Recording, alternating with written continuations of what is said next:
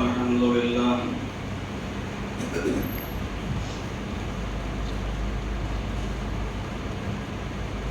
لله نحمده ونستعينه ونستغفره ونعوذ بالله من شرور أنفسنا ومن سيئات أعمالنا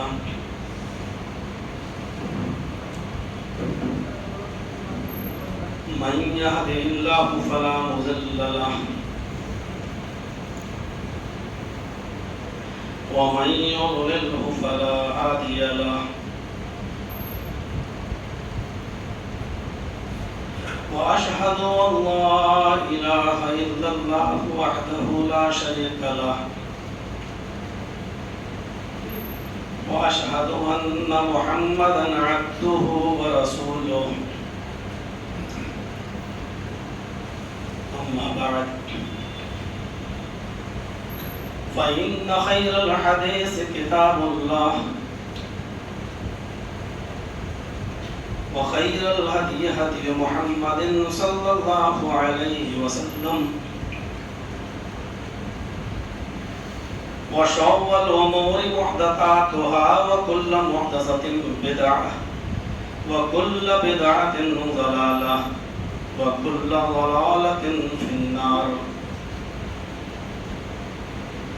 أعوذ بالله من الشيطان الرجيم. بسم الله الرحمن الرحيم. يا أيها الذين آمنوا كتب عليكم الصيام كما كتب على الذين من قبلكم لعلكم تتقون. رب اشرح لي صدري ويسر لي أمري واحلل عقدة من لساني يفقهوا قولي. حمد و ثنا، تعریف و توصیف، کبریائی و بڑائی کے لائق ذات اللہ سبحانہ و تعالیٰ کی ہے، جو وحدہ لا شریک ہے، جو احکم الحاکمین ہے، جو رب العالمین ہے، جو علی کل شیء قدیر ہے. آلہ درود و سلام کے بے شمار پھولوں کی بارش ہو تمام پیغمبروں پر اور بالخصوص رحمت للعالمین جناب محمد رسول اللہ صلی اللہ علیہ وسلم کی ذات گرامی پر. اللہم صلی وسلم وبارک علیہ. آپ کی اس مسجد بلال میں ایک دیرینہ خواہش تھی کہ یہاں کوئی موقع ملے کتاب و سنت پر مبنی کچھ باتوں کو کہنے کا، سننے کا اور سنانے کا. الحمدللہ رمضان المبارک کے اس مقدس ساعت کے اندر ہمیں یہاں آنے کا موقع ملا. آپ کی جمعیت اہل حدیث کے امیر شاہد مبین، ڈاکٹر شاہد مبین حفظہ اللہ صاحب نے بھی پہلے بہت اصرار کیا، خواہش ظاہر کی کہ پروگرام ادھر بھی ہونا چاہیے. اور پھر ناظم صاحب جو محمد ندیم صاحب ہیں آپ کے علاقے کے، ان کی بہت خواہش رہی اور آپ لوگوں کی جد و جہد کے بعد آج میری آمد یہاں ہوئی ہے. اللہ رب العالمین اس آمد کو قبول فرمائے.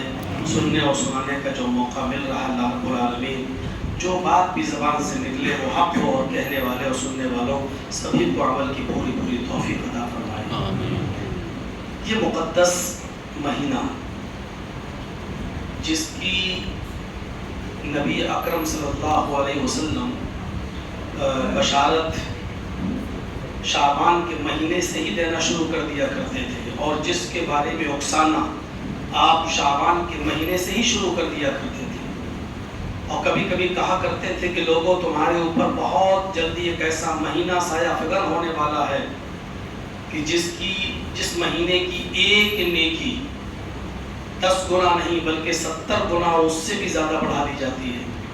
جس مہینے میں ایک رکعت کا ثواب نفل کا ثواب فرض کے برابر کر دیا جاتا ہے اور فرض کو 70 گنا بڑھا دیا جاتا ہے.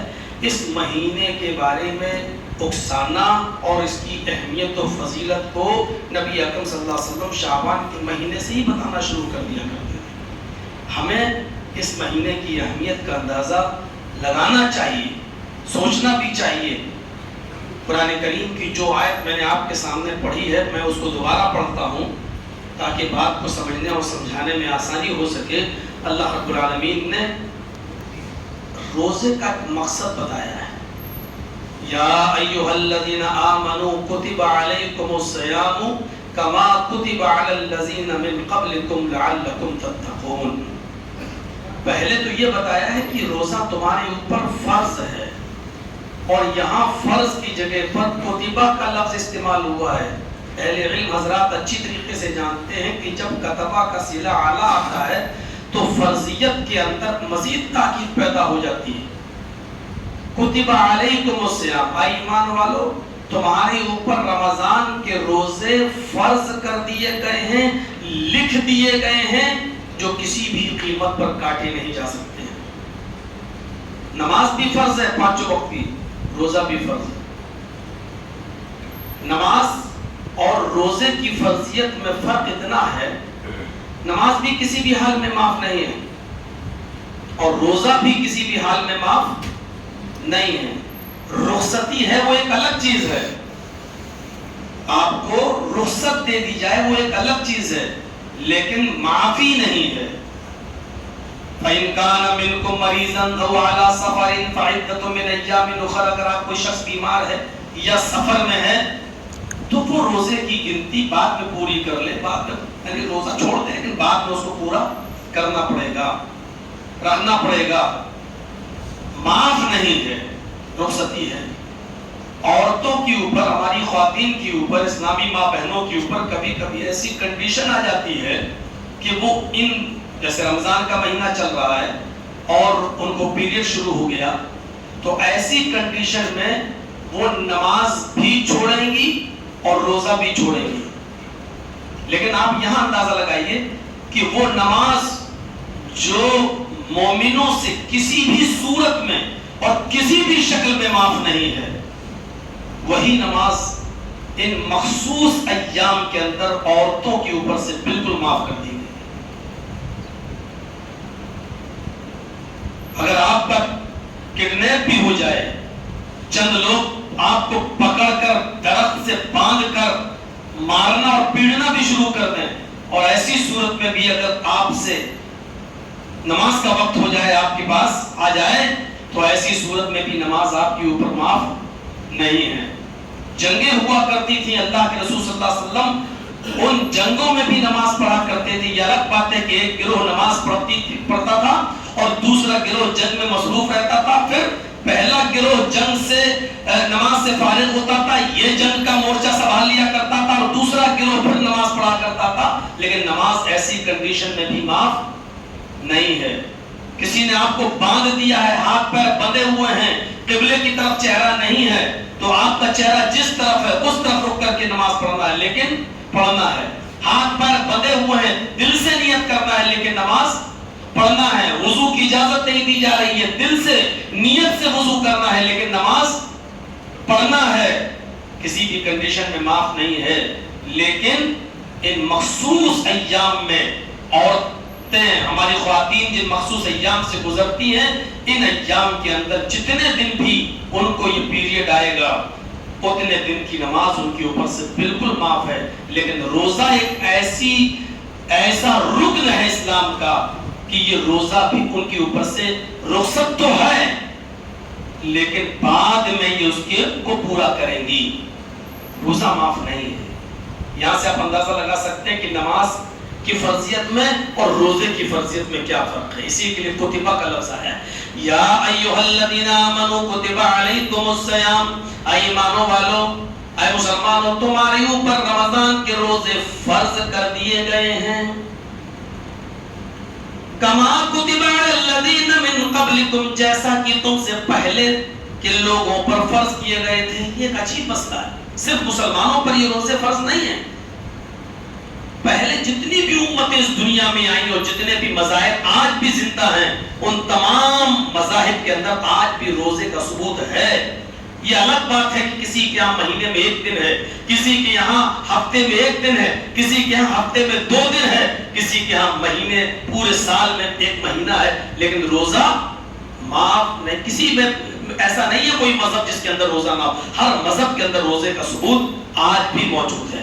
وہ الگ بات ہے کہ کسی کے یہاں یہ کھا سکتے ہو، یہ نہیں کھا سکتے ہو، اور کسی مذہب کے اندر بالکل کچھ نہیں کھا سکتے ہو، کچھ نہیں پی سکتے ہو. کتب علی الذین من قبلکم، جیسا کہ تم سے پہلے کے لوگوں پر فرض کیا گیا تھا. عربی زبان میں روزے کو صوم یا صیام دونوں کہا جاتا ہے، اور دونوں مصدر ہیں جس کا معنی ہوتا ہے ٹو اسٹاپ، رک جانا. شرعی اصطلاح میں 3 چیزوں سے رک جانے کا نام روزہ ہے: کھانا، پینا اور جماع، ہم بستری. ان 3 چیزوں سے رک جانے کا نام شرعی اصطلاح میں روزہ ہے. لیکن لغوی اعتبار سے دیکھا جائے تو انسان کو ہر اس کام سے رک جانا ہے جو اسلام کے اندر منع ہے. آپ کا ہاتھ بھی بری اور حرام چیزوں کو پکڑنے سے رک جائے، آپ کا پیر بھی غلط جگہوں پر چلنے سے رک جائے، آپ کی آنکھ بھی حرام اور غلط چیزوں کو دیکھنے سے آپ اپنی آنکھ کو روک لیں، اپنے دل کو بھی بری خیالات سے بچا لیں، اپنے دماغ اور اپنے ذہن کو بھی تمام برے وسوسوں سے محفوظ رکھ لیں اور اپنے آپ کو بچا لیں. تو یہ روزہ ہے لغوی اعتبار سے.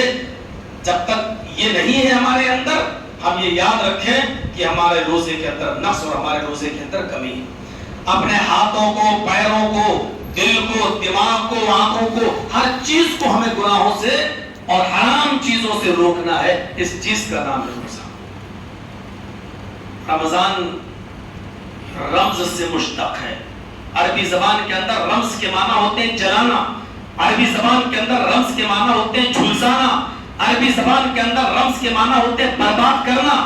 اسی رمز سے بنا ہے رمضان. پورے مہینے کا نام ہے.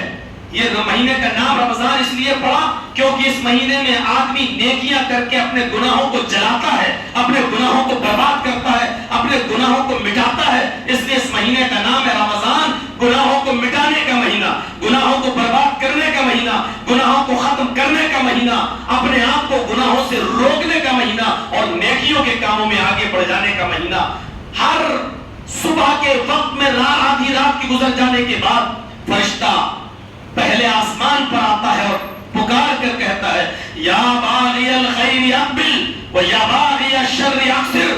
اے نیکیوں کے کرنے والے نیکیوں میں آگے بڑھ، اور اے گناہوں کے کرنے والے گناہوں سے باز آ جا. ڈیوٹی لگا کہ اللہ رب العالمین نے فرشتے کی. بڑے افسوس کے ساتھ کہنا پڑتا ہے کہ اس مہینے کے اندر بھی آدمی اپنے دل کو لہو و لعب میں اور اپنی راتوں کو خرافات میں اگر گزار کر اس مہینے کو برباد کر لے تو اس سے بڑا میرے بھائیوں، اس سے بڑا کم عقل کہہ لیجئے یا اس سے بڑا کمزور ایمان والا کہہ لیجئے کوئی نہیں ہوگا جو اس مہینے کو غنیمت نہ سمجھے. اس مہینے کی صحابہ کرام قدر کیا کرتے تھے، اس مہینے کا صحابہ کرام انتظار کیا کرتے تھے. کوئی کہے کہ ہم سے بھوک برداشت نہیں ہوتی ہے، کوئی کہے کہ ہم بڑی محنت کا کام کرتے ہیں. اسلامی تاریخ کا آپ اٹھائیں گے تو آپ پڑھیں گے اس کے اندر اسلام کے اندر جتنی بھی جنگیں ہوئی ہیں، جتنے بھی جہادی معرکے ہوئے ہیں، اکثر جہاد، اکثر جنگ رمضان کے مہینے کے اندر ہوئی ہیں. اور صحابہ کرام روزے کی حالت میں میدان جہاد میں نکلا کرتے تھے. جہاد جیسا معرکہ وہ بھی روزے کی حالت میں، کہ ایک تو روزے کی حالت میں ہم ہوں گے اور اس حال میں اگر ہماری شہادت ہو جائے تو ہماری خوش قسمتی کا کیا کہنا. آج ہم سے رکشہ نہیں چل پاتا ہے، آج ہم سے کھیتی نہیں ہوتی ہے، آج ہم سے اپنا کاروبار نہیں ہوتا ہے. یہ اس لیے کہ ہم سے بھوک برداشت نہیں ہوتی اور پیاس نہیں، ہماری بڑی محنت کا کام ہے. حضرت عمر فاروق رضی اللہ تعالیٰ عنہ امیر المومنین اور ان کا چھوٹا سا بچہ روزے کی حالت میں، روزے کے دنوں میں، روزے کے ایام میں انہوں نے ایک نوجوان کو دیکھا کہ وہ شراب کے نشے میں دھت پڑا ہے. پڑھیے علامہ شبلی کی کتاب الفاروق اور دیکھیے اس فاروق الفاروق کا نقشہ. حضرت عمر فاروق نے اپنے कमर से जो कोड़ा बंधा हुआ था उसको निकाला और उस नौजवान को इतने कोड़े मारना शुरू कर दिए कि उसकी शराब का नशा उतर गया। और हजरत उमर फारूक उससे कहते हैं कि मेरे 8 साल का 9 साल का बच्चा रोजे से है, उसके होठों पर पपड़ियां जमी हुई हैं और तू रमजान के महीने में रोजे के अय्याम में शराब के नशे में धुत है। हमारे इस बच्चे को देख, हम आदत चलवाने के लिए उसको रोजा रखवाते हैं, उसके होठों पर पपड़ियां जमी हुई हैं प्यास की शिद्दत से, और तुम शराब के नशे में धुत हो। अंदाजा लगाइए कि किस तरीके से निगरानी हुआ करती थी कि कौन रोजे से है और कौन रोजे से नहीं है। हम तो अपने बच्चों पर निगरानी नहीं कर सकते हैं, अपने घरों की निगरानी नहीं कर सकते। रोजे का एक मकसद यहाँ बताया जा रहा है, लअल्लकुम तत्तकून, ताकि तुम्हारे अंदर तकवा पैदा हो जाए। और इससे बड़ी खुराफातें और बड़े से बड़े हमारे जहनों में आने वाले गंदे ख्यालात और गंदे रास्ते पर चलने के ख्यालात जो हमारे जहनों में और हमारे दिलों में आते हैं, ये सिर्फ रोजे से दूर हो सकते हैं। आपको याद होगा नबी अकरम सल्लल्लाहु अलैहि वसल्लम खुतबा देते हैं और तमाम नौजवानों को मुखातब करके कह रहे हैं, या माशर शबाबी मन इस्तता मिनकुमुल बाआ, आए नौजवानों की जमात, अगर तुम्हारे अंदर निकाह करने की ताकत है, फल्यतज़व्वज, तो तुम निकाह कर लो। मन इस्तता मिनकुमुल बाआ फल्यतज़व्वज, आए नौजवानों के गिरोह, आए नौजवानों की जमात, अगर तुम्हारे अंदर निकाह करने की ताकत है, इस्तिताअत है, अगर तुम अपनी बीवी का हक अदा कर सकते हो, उसको खिला सकते हो, उसको पिला सकते हो, उसका इलाज करा सकते हो, अगर वो बीमार हो जाए और उसकी हक ज़ौजियत अदा कर सकते हो, तो तुम्हारे ऊपर जरूरी है कि तुम निकाह कर लो, फल्यतज़व्वज, शादी कर लो। और आगे ये भी फरमाया, फमन लम यस्तति, अगर शादी करने की इस्तिताअत नहीं है, तुम बीवी को खिला नहीं सकते हो, पिला नहीं सकते हो, उसका हक अदा नहीं कर सकते हो, बीमार हो जाए तो इलाज नहीं करा सकते हो, अगर तुम्हारे पास इस चीज की इस्तिताअत नहीं है, तो अल्लाह के नबी क्या करें, फ़अलैहि बिस्सौम, तो उसको चाहिए उस जवान को कि रोजा रखे। क्योंकि नौजवानी के आलम में जो नफ्सानी ख्वाहिश होती है, वो इंसान के दिल में तरह तरह के ख्यालात पैदा करती है, तरह तरह के वसवसे दिमागों में आते रहते हैं। इसलिए फरमाया निकाह करने से वो वसवसे खत्म हो जाते हैं। फ़इन्नहु अग़ज़्ज़ु लिलबसर व अहसनु लिलफ़रज, शादी का पहला फायदा क्या होता है, निगाहें झुक जाती हैं, आदमी की निगाहें पस्त हो जाती हैं, वो दूसरों की माँ बहन बेटियों को बुरी नजरों से नहीं ताकता है, क्योंकि उसके घर में उसकी बीवी मौजूद है, इसलिए वो दूसरों की माँ बहन बेटियों पर गलत नजर नहीं डालता है। वह अहसनु लिलफ़रज, और शर्मगाह की हिफाजत हो जाती है, वो इधर उधर मुंह नहीं मारता फिरता है। तो शादी का एक फायदा ये है। लेकिन अगर इस्तिताअत नहीं है तो अल्लाह के नबी क्या कह रहे, फ़अलैहि बिस्सौम, तो उसको चाहिए कि वो रोजा रखे, उसको चाहिए कि वो रोजा रखे। और फिर आगे अल्लाह के नबी सल्लल्लाहु अलैहि वसल्लम फरमाते हैं, फ़इन्नहु लहु विजाउन, इसलिए कि रोजा ही एक ऐसी चीज है जो उसके दिलों में उठने वाले ख्यालात और नफ्सानी ख्वाहिशात से जो उसका दिल मरऊब हो चुका है, इसकी मरऊबियत को दूर करने के लिए रोजा ही सबसे बेहतरीन इबादत है। तो रोजा रखने से इंसान के दिल में तकवा पैदा होता है, परहेजगारी रोजे से आती है। शादी न करने की वजह से एक इंसान इधर उधर जो मुंह मारता फिरता है और दूसरों की माँ बहन बेटियों को तकता फिरता है और तरह तरह के ख्यालात उसके दिमाग में आते रहते हैं, इन तमाम खुराफातों से बचने के लिए अल्लाह के रसूल इलाज बता रहे हैं। और वो इलाज क्या है, रोजा।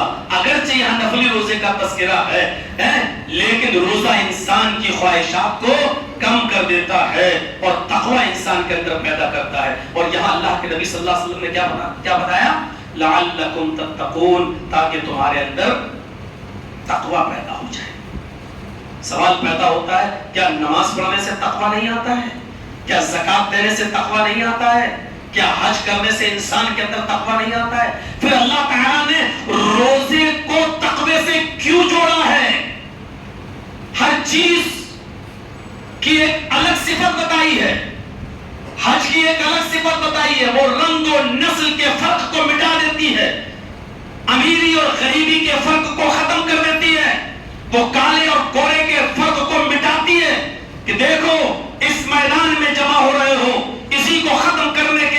کے نبی صلی اللہ علیہ وسلم آئے تھے کہ کوئی یہ نہ کہہ سکے کہ میں امیر ہوں میں غریب ہوں، کوئی یہ نہ کہہ سکے کہ میں یہ گورا ہے میں کالا ہوں، یہ نہ کہہ سکے۔ ایک میدان میں جمع ہو گئے اور سب کہہ رہے ہیں لبیک لبیک لا شریک لک لبیک اللہم لبیک، سب یہ نعرہ لگا رہے ہیں۔ لبیک کا مطلب کیا ہے؟ حاضر ہوں حاضر ہوں۔ گویا کہ ایک مجرم اپنے آپ کو اللہ کے سامنے سرنڈر کر رہا ہے اور اقرار کر رہا ہے کہ میں گناہوں کا بوجھ لاد کر میں اپنے آپ کو سرنڈر کر رہا ہوں، آیا جیسے کوئی مجرم کسی کورٹ میں جا کے اپنے آپ کو آتم سمرپن کر دیتا ہے کہ بھاگنے کے سارے راستے ہمارے بند ہو چکے ہیں، چوک چوراہے چوراہے پر پولیس لگی ہوئی ہے، میرے انکاؤنٹر کا آرڈر دے دیا گیا ہے، اب صرف عدالت میں جا کر اپنے آپ کو بچایا جا سکتا ہے، اور وہ اپنے آپ کو عدالت میں پیش کر دیتا ہے اور عدالت کی سرح میں آ جاتا ہے۔ ایسی ایک مجرم اللہ کے دربار میں آ کے کہہ رہا کہ میں حاضر ہوں، اپنے گناہوں کی پوڑری لاد کر گڑھری لاد کر تیرے دربار میں حاضر ہوں، اور ادھر سے فرمان سنایا جاتا کہ میرے بندے اب تو میرے دربار میں آ چکا ہے اور سچے دل سے تو اپنے گناہ کی معافی اور توبہ مانگ کر رہا ہے، میں نے تجھے گناہوں سے ایسی پاک و صاف کر دیا ہے جیسے کما ولدتہ امہا، جیسے کہ اس کی ماں نے اس کو آج ہی اپنے پیٹ سے پیدا کیا ہو، جیسے بچہ بالکل گناہوں سے معصوم و پاک و صاف ہوتا ہے، ایسی اللہ رب العالمین نے اس کو بھی کر دیا۔ نماز کا ایک الگ مقصد بتایا ہے، ان الصلاۃ تنہی عن الفحشاء والمنکر، نماز انسان کو فحشائی کھلے ہوئے گناہ اور برائیوں سے روکتی ہے، والمنکر اور چھپے ہوئے گناہ اور چھپے ہوئے برائیوں سے روکتی ہے۔ نماز کا ایک مقصد کیا بتایا ہے کہ اقیم الصلاۃ، نماز قائم کرو۔ نماز انسان کو ہر چھپی ہوئی اور کھلی ہوئی برائیوں سے دور کرتی ہے، روکتی ہے، یہ نماز کا مقصد بتایا۔ لیکن روزے کا مقصد کیا بتایا ہے؟ لعلکم تتقون، تاکہ تمہارے اندر تقوی پیدا ہو جائے۔ کیا نماز اور حج اور زکات سے تقوی پیدا نہیں ہوتا ہے؟ نہیں، اتنا نہیں ہوتا جتنا روزے سے ہوتا ہے۔ یقین مانیے، آپ فرض کیجئے آپ نے پوچھا جرجی صاحب آپ نے فجر کی نماز کہاں پڑھی؟ میں نے کہہ دیا کہ وہ کھدرا میں پڑھی ہے، اپنی جو اہل حدیث کی مسجد ہے وہاں میں نے پڑھی ہے۔ اب آپ جاسوسی کر سکتے ہیں، تجسس آپ کے دماغ میں بھر گیا، آپ نے معلوم کیا وہاں کے امام صاحب کو، وہاں کے لوگوں سے رابطہ کیا، پڑھی ہے یا نہیں پڑھی ہے پتہ چل گیا، لیکن روزے کا پتہ نہیں چلتا ہے۔ کتنے لوگ ایسے ہیں، ہم میں اور آپ میں بھی یہاں موجود ہوں گے اس مسجد کے اندر بھی، سحری کھائے، نیند کا غلبہ آیا اور لیٹ گئے، فجر نہیں پڑی، اذان ہو رہی ہے، فجر کی بیوی اٹھا رہی چلو اذان ہو رہی جاؤ، پڑھ دیں گے اس وقت، نماز نہیں پڑھی، 9 بجے آنکھ کھلی اب پڑھ رہے ہیں، یا یہاں آئے ہیں ظہر میں پہلے آ گئے تھوڑا سا اب پڑھ رہے ہیں۔ لیکن انہی سے پوچھو کہ سحری اگر کھا لیے تھے اور روزے سے ہو، چلو تھوڑا سا پانی پی کر دکھاؤ، تو یہ آدمی پانی نہیں پیے گا۔ یہ سب جانتے ہیں کہ روزہ نماز سے بڑی عبادت نہیں ہے، سب سے بڑی عبادت نماز ہے، اور نماز کے بعد درجہ آتا ہے روزے کا، لیکن نماز کا ترک کر دینا، سحری کھا کے سو جانا اور فجر میں جماعت کے ساتھ نماز نہ پڑھنا، یہ گوارا کر لیا، لیکن ایک گھونٹ ظہر میں یا 2 بجے پانی پینا گوارا نہیں کر رہا ہے۔ کیوں؟ پوچھو نماز کیوں ترک کی اور روزہ کیوں نہیں چھوڑا جا رہا ہے، یا ایک گھونٹ پانی کیوں نہیں پیا جا رہا تم پر؟ اب کیا کہے گا، نہیں مہاراج میں روزے سے ہوں، تو کیا ہوا روزے سے ہوں؟ چلو میں کسی سے نہیں کہوں گا، آپ میرے سامنے پانی پی کر دکھائیے، نہیں مولانا صاحب آپ نہیں کہیں گے تو کیا ہوا، میں روزے سے ہوں۔ ارے آپ کی بیوی نہیں ہے، بچے اسکول گئے ہوئے ہیں، گھر میں کوئی نہیں ہے، میں آپ کا دوست ہوں، کسی کو نہیں کہوں گا، کوئی نہیں دیکھ رہا ہے۔ ارے مولانا صاحب میں روزے سے ہوں، کوئی دیکھ رہا ہوں یا نہ دیکھ رہا ہوں، اللہ تو دیکھ رہا ہے، اگر میں 1 گھونٹ 2 گھونٹ پانی پی لوں گا تو اس کا گناہ پڑے گا، عذاب ملے گا، مجھے روزہ نہیں توڑنا چاہیے، بہت بڑا گناہ ہے۔ اب اس سے سوال کرو، فجر کی نماز جو چھوڑ دیے تھے اس کا چھوڑنا کیا ثواب تھا؟ اب اسی سے سوال کرو کہ ایک گھونٹ پانی تم نہیں پی پا رہے ہو، یہاں اللہ کا ڈر تمہیں اتنا ستا رہا کہ نہیں، اگر روزہ توڑ دیا تو بہت بڑا گناہ ہے، پھر نماز کیا سوچ کر تم چھوڑے تھے؟ کیا اس وقت اللہ نہیں دیکھ رہا تھا؟ کیا اس وقت نعوذ باللہ اللہ رب العالمین کی نگاہ بصیرت کمزور ہو گئی تھی؟ یا اس نے تم سے وعدہ کر لیا تھا کہ نہیں میرے بندے سو جا، ہم تجھے عذاب نہیں دیں گے، یا تیرے اوپر سے ہم نے فجر کی نماز معاف کر دی؟ نہیں، پھر نماز کا چھوڑنا آپ نے دوبارہ کر لیا، لیکن روزے کا توڑنا آپ دوبارہ نہیں کر رہے ہیں۔ لعلکم تتقون، یہی روزہ وہ چیز ہے جو سب سے زیادہ انسان کے دل و دماغ میں تقویٰ پیدا کرتا ہے، اس کے دل کے اندر تقویٰ اور پرہیزگاری آ جاتی ہے۔ جو آدمی فجر کی نماز میں نہیں آیا، وہ آدمی بیوی مائکے گئی ہے، بچے اسکول گئے ہیں، روزے سے، لیکن فریج کھول کر ٹھنڈا پانی نہیں پی سکتا ہے، روح افزے کی بوتل رکھی ہوئی ہے، شربت بنا کر نہیں پی سکتا ہے، جانتا ہے کہ کوئی نگاہ مجھے نہیں دیکھ رہی ہے، لیکن جانتا ہے کہ اللہ رب العالمین کی نظر تو مجھے دیکھ رہی ہے، اس کی نگاہیں تو مجھے دیکھ رہی ہیں۔ میرے بھائیو، یہی منظر دیکھ کر تو امام کائنات نے فرمایا تھا فَإِنَّهُ لِي وَأَنَا أَجْزِي بِهِ، قیامت کے دن اللہ اعلان کرے گا، آئے فرشتوں، میرے بندے نے نمازیں پڑھی ہے، اس کا انعام تم دے دو، میرے بندے نے زکات دی ہے، اس کا انعام تم دے دو، میرے بندے نے حج کیا ہے، اس کا انعام تم دے دو۔ فرشتے نماز کا، زکات کا، حج کا انعام اللہ کے بندوں کو، مومنوں کو دے رہے ہوں گے۔ فرشتے پکاریں گے الہ العالمین، تیرے بندے نے روزہ بھی رکھا ہے، روزے کا کیا انعام دوں؟ آواز آئے گی نہیں، اے فرشتوں روزے کا انعام تم نہیں دو گے، روزے کا انعام میں اپنے ہاتھ سے اپنے بندے کو دوں گا۔ فرشتے کہیں گے الہ العالمین، یہ کیا ماجرا ہے؟ نماز کا انعام تو نے ہم سے دلوایا، زکات کا انعام تو نے ہم سے دلوایا، حج کا انعام تو نے ہم سے دلوایا، اور روزے کا انعام تو خود دے گا۔ اے اللہ، روزے کا انعام تو اپنے ہاتھ سے کیوں دے گا؟ آواز آئے گی فَإِنَّهُ لِي وَأَنَا أَجْزِي بِهِ، او فرشتوں، روزہ میرے بندے نے میرے لیے رکھا ہے، اس لیے انعام بھی میں اس کو اپنے ہاتھ سے دوں گا۔ فرشتے سوال کریں گے اے اللہ، کیا نماز تیرے لیے نہیں پڑھی تھی؟ کیا زکات تیرے لیے نہیں دی تھی؟ کیا حج تیرے لیے نہیں کیا تھا؟ صرف روزہ ہی تیرے لیے رکھا؟ آواز آئے گی ہاں۔ اے فرشتوں، نماز دوسرے کو دکھانے کے لیے پڑھی جا سکتی تھی، زکات دوسرے کو دکھانے کے لیے دی جا سکتی تھی، حج بھی اس نیت سے کیا جا سکتا تھا کہ ہاں اتنے پیسے والے ہیں، اگر حج کرنے نہ گیا تو محلے والے، گاؤں والے کیا کہیں گے؟ اس امیر آدمی کو دیکھو، حج کی توفیق نہیں ہوتی ہے، کتنا پیسے والا ہے، حج اس کو حج نصیب نہیں ہوتا ہے۔ ہو سکتا ہے دوسرے کو دکھانے کے لیے حج کیا ہو سکتا ہے محلے والوں کی نگاہوں سے بچنے کے لیے مسجد میں آ گئے ہو، حاجی ہے پھر بھی نماز نہیں پڑھتا ہے، مولوی ہے پھر بھی نماز نہیں پڑھتا ہے، حافظ ہے پھر بھی نماز نہیں پڑھتا ہے، اس لیے چلا جاتا ہو، زکات اس لیے دے دیتا ہوں کہ لوگ یہ کہیں گے اتنا پیسے والا لیکن غریبوں کو اپنے گھر سے بھگا دیتا ہے۔ میرے پیارے ساتھیوں، یاد رکھنا اللہ رب العالمین کہے گا اے فرشتوں، ان عبادتوں میں دوسرا شریک ہو سکتا تھا لیکن روزے میں غیر شریک نہیں ہو سکتا، اکیلا تھا میرا بندہ، بیوی نہیں دیکھ رہی تھی، ماں باپ کی نظروں سے اوجھل تھا، سب کی نگاہوں سے غائب تھا، پھر بھی اس کو موقع تھا، لیکن اس کو اگر کوئی چیز روکے ہوئی تھی تو وہ تھا میرا ڈر، وہ تھا میرا خوف۔ یہ اگر بچا تھا تو میرے ڈر کی وجہ سے، اس نے روزہ نہیں توڑا تو میرے خوف کی وجہ سے۔ تو روزہ سب سے زیادہ تقویٰ اور پرہیزگاری انسان کے اندر پیدا کرتا ہے، اس لیے فرمایا لعلکم تتقون، تاکہ تمہارے اندر تقویٰ پیدا ہو جائے، پرہیزگاری آ جائے۔ روزہ اس لیے فرض کیا گیا ہے تاکہ تقویٰ اور پرہیزگاری آ جائے۔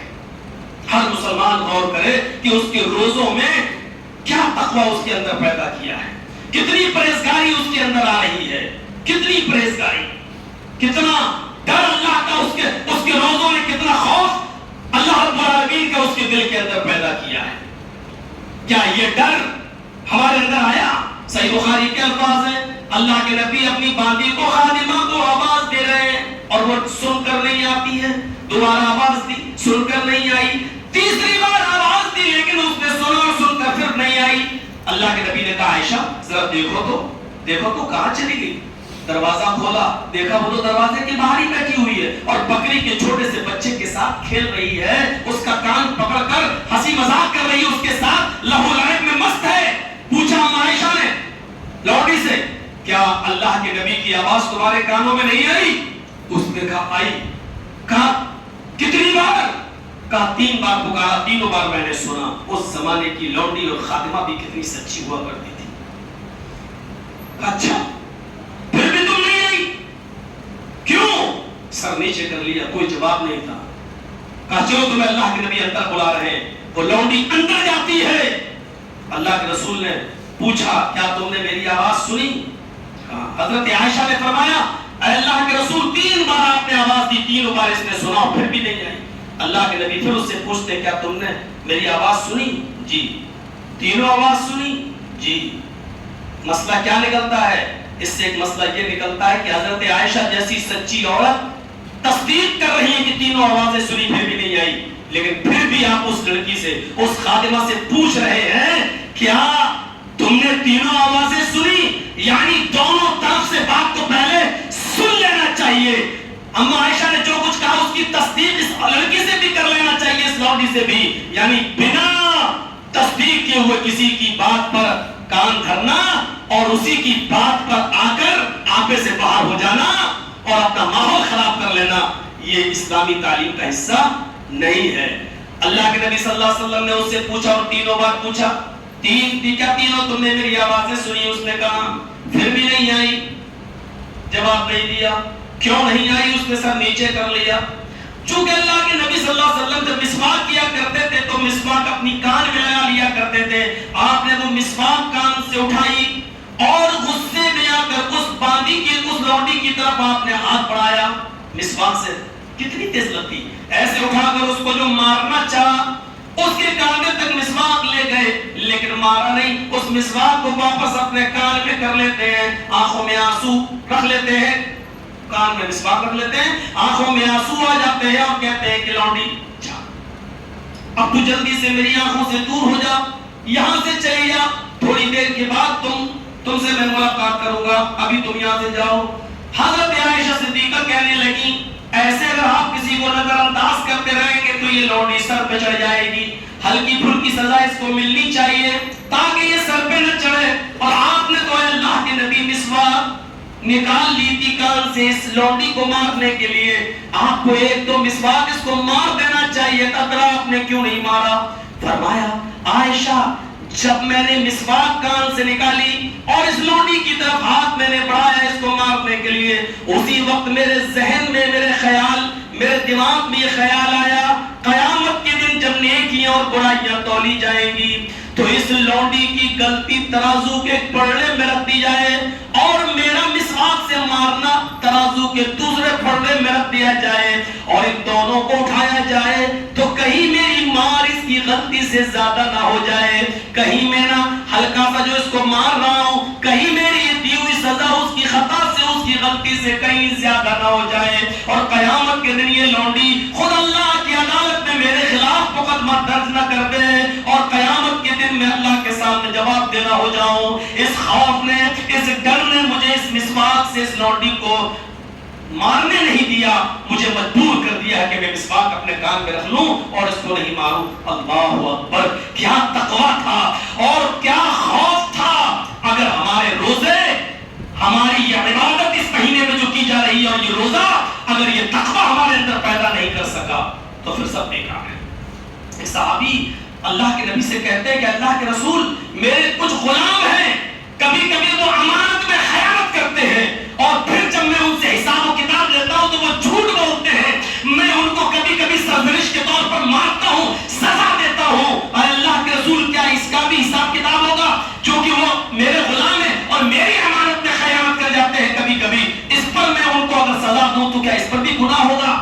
اللہ کے رسول نے فرمایا کہ نہیں, ان غلاموں کی خیانت اور ان کی گناہ جو تمہارے ساتھ وہ کرتے ہیں ترازو کے ایک پلڑے میں رکھے جائیں گے اور تمہاری سزا دوسرے پلڑے میں رکھی جائے گی اور ترازو اٹھائی جائے گی.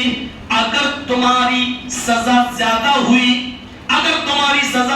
ہوئی تو تم سے ان غلاموں کو انتقام دلوایا جائے گا, یعنی تم سے نیکیاں دلوائی جائیں گی, اور اگر نیکیاں تمہارے پاس نہیں ہوں گی تو ان غلاموں کی گناہ تمہارے سر پر لادے جائیں گے, اور اگر ان غلاموں کی غلطی زیادہ ہوئی اور تمہاری سزا کم ہوئی تو پھر اللہ رب العالمین اس کا اجر تمہیں دے گا. یہ سزا پھر وہیں پر برابر کر دی جائے گی. اچھا, اب وہ سوچنے لگے کہ پتہ نہیں میری دی ہوئی سزا جو میں ان غلاموں کو دیتا ہوں میں زیادہ تو نہیں. کہتے کہ اب تو ایک ہی راستہ ہے, نہ یہ رہے اور نہ میں ان کو سزا دوں. اڑتے ہیں اور اپنے گھر آتے ہیں اور کہتے ہیں میرے غلاموں جاؤ, آج سے میں نے تم سب کو آزاد کر دیا ہے, آج کے بعد تم سب رہا ہو, آج کے بعد تمہارے غلام نہیں رہے ہو, تم رہو گے تو ہمارے میں خیرت بھی کرو گے اور ہمارے میں خیرت کرو گے تو ہم تمہیں سزا دیں گے, اور جب ہم تمہیں سزا دیں گے تو پتہ نہیں یہ سزا تمہاری غلطی سے زیادہ نہ ہو جائے اور قیامت کے دن کہیں ہم حساب و کتاب دینے پر مجبور نہ ہو جائیں اس بات کے لیے. اس لیے جاؤ, نہ رہے گا 5 بجے کی بانسری, ہم نے تم سب کو آزاد کر دیا ہے. یہ تقویٰ تھا, یہ پرہیزگاری تھی, اور یہی تقویٰ اور یہی پرہیزگاری ہمارے اور آپ کے اندر آنی چاہیے, اور اسی پرہیزگاری کے لیے روزہ فرض کیا گیا ہے ہمارے اور آپ کے اوپر. اللہ رب العالمین سے ہم دعا کرتے ہیں کہ بار الہ ہمیں اس روزے کی قدر کرنے کی توفیق عطا فرما. وسیع موضوع ہوتا ہے میرے بھائیوں. اب رمضان, پھر رمضان کے روزوں میں کیا چیز جائز ہے, کیا ناجائز ہے, کیا کر سکتے ہیں, کیا نہیں کر سکتے ہیں, پھر تراویح کا مسئلہ ہے, اس کا کتنا ثواب ہے, پھر لیلۃ القدر کا مسئلہ ہے, بہت سے مسائل ہیں اس کے, اور یہ تفصیلی ایک موضوع ہے. میں نے تو تھوڑا سا اس کا ایک ہلکا سا مقصد بتایا ہے. سب سے پہلا مقصد یہ ہے کہ ہمارے اندر تقویٰ پیدا ہو جائے, بس اسی مقصد کے تحت روزہ ہمارے اوپر فرض کیا گیا ہے. ہم اللہ سے دعا کرتے ہیں کہ بار الہ روزے کا جو مقصد ہے وہ ہمارے دلوں میں پیدا فرما دیں, ہمیں صاف نیت کے ساتھ ہمیں روزہ رکھنے کی توفیق عطا فرما, اور اللہ ہمارے روزوں کو قبول بھی فرما لے. اگرچہ ٹوٹے پھوٹے ہیں, اگرچہ بہت سی کمیاں ہمارے روزوں کے اندر پائی جاتی ہیں, اللہ اس کے باوجود ہم انسان ہیں اور تیرے بندے ہیں, اور تیرے ہی سامنے ہم اپنا دامن پھیلا کر عاجزی کے ساتھ تجھ سے دعا کرتے ہیں کہ اللہ ہمارے ٹوٹے پھوٹے روزوں کو قبول بھی فرما لے. بار الہ جب تک تو ہمیں زندہ رکھ, اسلام پہ زندہ رکھنا, اور جب ہمارا خاتمہ ہو تو ایمان پر ہمارا خاتمہ فرمانا. وما علینا الا البلاغ المبین وآخر دعوانا الحمد للہ رب العالمین.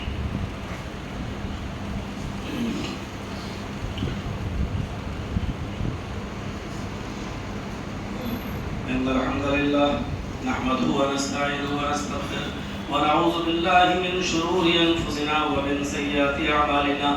من يهده الله فلا مضل له ومن يضلل فلا هادي له. وأشهد أن لا إله إلا الله وحده لا شريك له وأشهد أن محمدا عبده ورسوله. أما بعد فإن خير الحديث كتاب الله وخير الهدي هدي محمد صلى الله عليه وسلم وشر الأمور محدثاتها وكل محدثة بدعة وكل بدعة ضلالة وكل ضلالة في النار. أعوذ بالله من الشيطان الرجيم. بسم الله الرحمن الرحيم. إن الله وملائكته يصلون على النبي يا أيها الذين آمنوا صلوا عليه وسلموا تسليما. اللهم صل على محمد وعلى آل محمد كما صليت على إبراهيم وعلى آل إبراهيم إنك حميد مجيد. اللهم بارك على محمد وعلى آل محمد كما باركت على إبراهيم وعلى آل إبراهيم إنك حميد مجيد. إن الله يأمر بالعدل والإحسان وإيتاء ذي القربى وينهى عن الفحشاء والمنكر والبغي يعظكم لعلكم تذكرون. اذكروا الله يذكركم وادعوه يستجب لكم ولذكر الله تعالى أعلى وأولى وأجل وأتم وأكبر.